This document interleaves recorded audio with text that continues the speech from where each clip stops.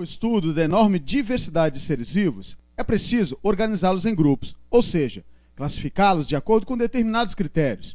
Além disso, é necessário dar nomes para os diversos tipos de espécies de seres vivos que habitam ou habitaram o planeta.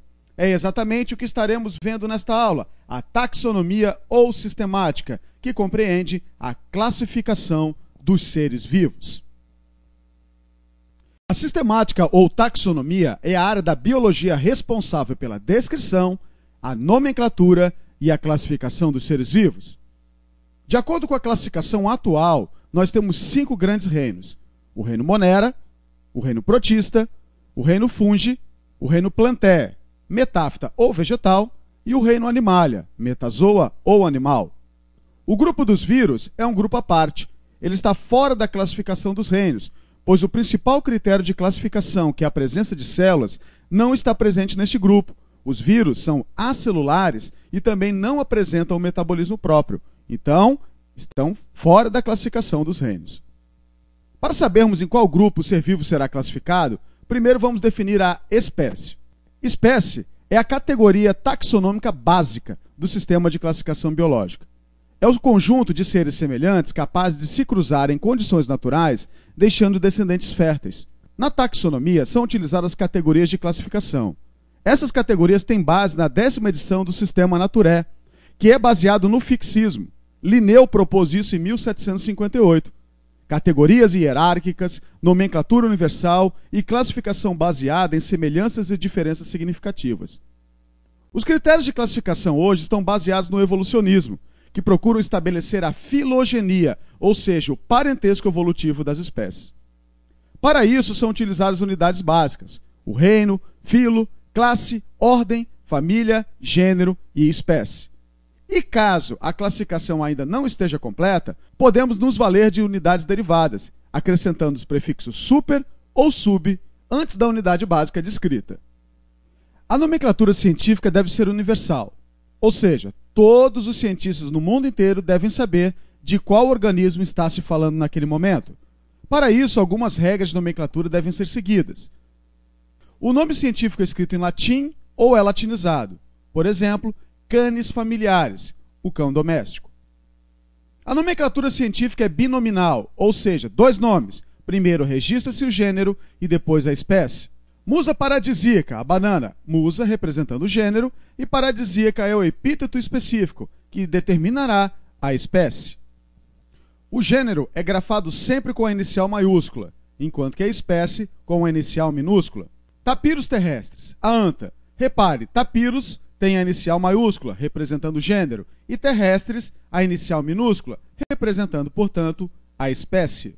Outra regra diz que o nome científico deve estar destacado do texto, e ele pode ser destacado de 3 maneiras: com letras em itálico, em negrito ou sublinhado. Às vezes é necessário que a nomenclatura seja trinominal, pois precisamos destacar o subgênero ou a subespécie. O subgênero é escrito entre parênteses, entre o gênero e a espécie, com inicial maiúscula, e a subespécie após a espécie, com inicial minúscula e sem interposição de pontos. Veja só: Crotalus terríficos terríficos, representando aí a espécie de cascavel brasileira. Crotalus significa o gênero, o primeiro terríficos a espécie e o segundo terríficos a subespécie. Aedes stegomyia aegypti, o mosquito transmissor da dengue. Aedes representa o gênero, Stegomyia o subgênero e aegypti a espécie.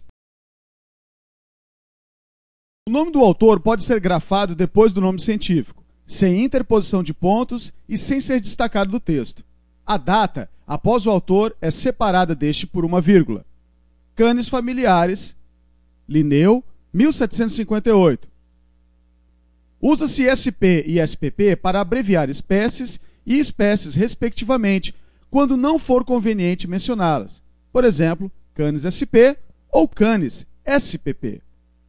Para nomear um híbrido, escreve-se os nomes das 2 espécies cruzadas, separadas por um X. Por exemplo, a mula é o resultado do cruzamento do Equus caballus, cavalo, e do Equus asinus, o jumento. O resultado é este animal estéril, incapaz de cruzar e gerar filhotes. Portanto, a mula não é uma espécie, é um híbrido. Vamos então dar um panorama dos reinos. Reino Monera, formado por organismos procariontes, unicelulares, tem como representantes as bactérias e as cianobactérias. Apresentam mecanismos de nutrição heterotrófica, através da decomposição, mutualismo, parasitismo e comensalismo, e a autotrófica, através da fotossíntese e quimiossíntese, sendo a quimiossíntese uma exclusividade de bactérias. Reino protista, formado por organismos eucariontes, unicelulares, e temos como representantes os protozoários e as algas inferiores. Podem apresentar nutrição heterotrófica, também através de decomposição, mutualismo, parasitismo e comensalismo, e a nutrição autotrófica, realizada pelas algas, através do mecanismo de fotossíntese. Reino fungi. Neste reino encontramos seres eucariontes, unicelulares e pluricelulares. Seus representantes são as leveduras, os bolores, os cogumelos, as orelhas de pau, os líquens e as micorrizas. Todos os representantes desse reino são aclorofilados, portanto não fazem fotossíntese. A nutrição desses organismos é heterotrófica, através de decomposição, mutualismo e parasitismo.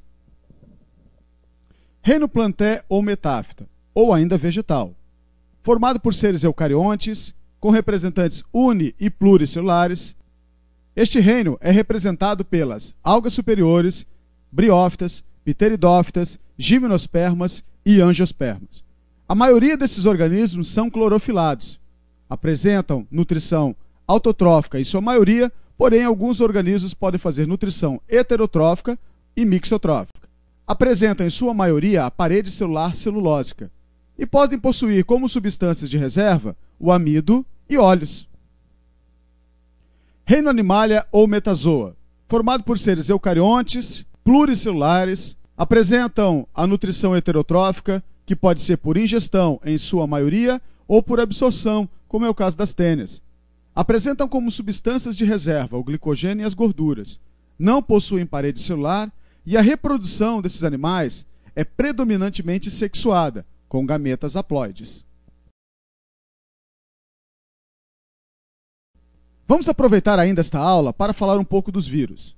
Os vírus são visíveis somente ao microscópio eletrônico. Eles são acelulares, não possuem células. Por isso que são excluídos dos 5 reinos que citamos anteriormente. Não apresentam organelas, membrana plasmática ou parede celular. Não apresentam metabolismo próprio, por isso são parasitas intracelulares obrigatórios. A composição química deles é bastante simples. São formados por proteína, um ácido nucleico apenas, DNA ou RNA, e alguns podem apresentar lipídios e glicoproteínas ainda. A estrutura deles também é bastante simples. Um ácido nucleico envolvido por um capsídeo proteico, e alguns ainda podem apresentar um envelope.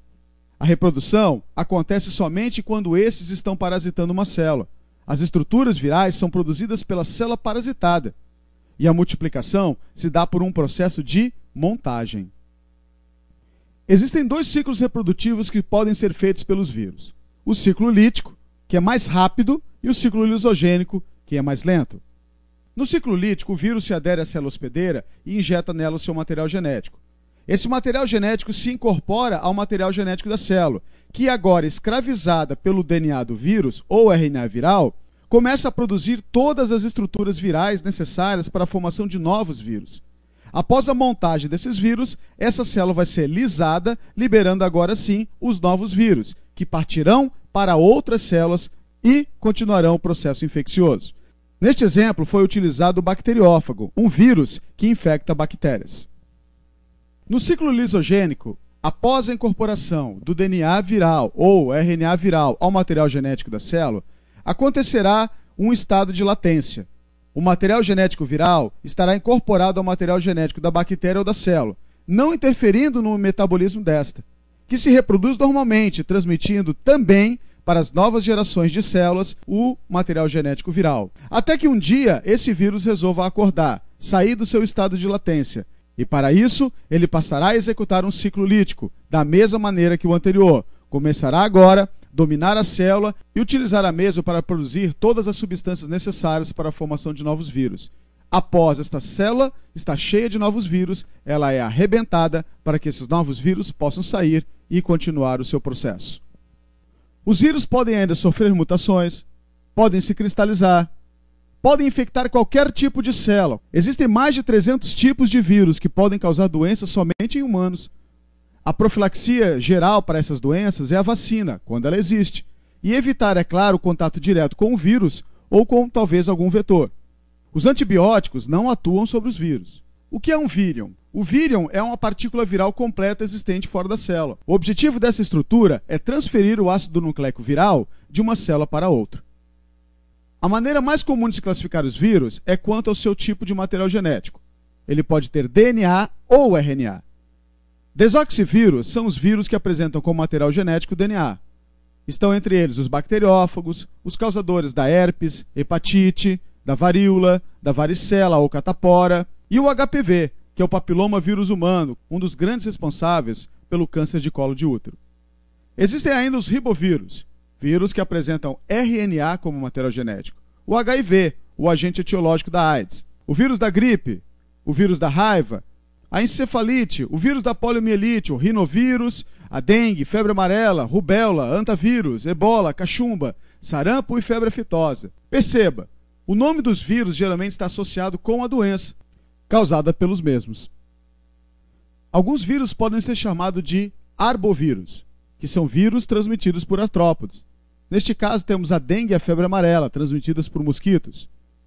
Alguns podem ser chamados de retrovírus, quando são vírus de RNA e são capazes de fazer a conversão RNA-DNA, devido a apresentar a enzima denominada transcriptase reversa. Como exemplo deste vírus, temos o HIV, o HTLV1 e o HTLV2. Sempre lembrando, independente da doença que um vírus possa causar ou qualquer outro micro-organismo, a melhor maneira de evitar as doenças é a prevenção.